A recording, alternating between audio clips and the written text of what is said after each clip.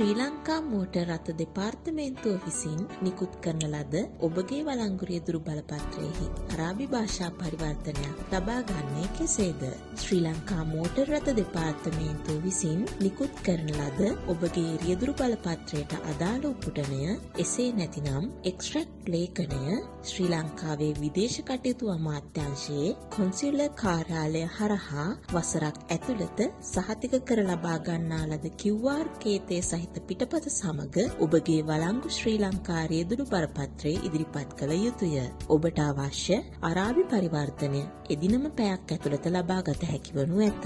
යම් හේයකින් ඔබගේ වළංගු රියදුරු බලපත්‍රයට අදාළව ශ්‍රී ලංකා කොන්සියුලර් කාර්යාලය හරහා වසරක් ඇතුළත සහතික කර ලබා ගන්නා ලද උපුටනය ඔබ සතුව නැතිනම් ඔබගේ වළංගු රියදුරු බලපත්‍රය ශ්‍රී ලංකා තානාපති කාර්යාලයට ලබා දීම මගින් ඔබට පරිවර්තනය ලබාගත හැකිමුත් ඔබ විසින් සපයන ලද රියදුරු බලපත්‍රයේ වළංගුභාවය පිරික්සා බැලීම සඳහා මෝටර් රථ දෙපාර්තමේන්තුව වෙත යොමු කළ යුතු නිසා පරිවර්තනය ලබා ගැනීමට දින 2ක පමණ කාලයක් ගත විය හැක.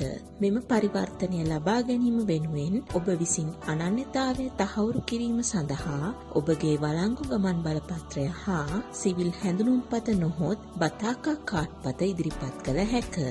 එක් පරිවර්තනයක් වෙනුවෙන් කුවේට් ඩිනාර් 19ක මුදලක් අය කෙරෙනු ඇත. අප වීඩියෝ වහා රැඳී සිටි ඔබට ස්තුතියි. වැඩිදුර තොරතුරු සඳහා 25 35 46 11 හෝ 65 84 56 46 WhatsApp අංකය හරහා ඔබට සම්බන්ධ විය හැකිය.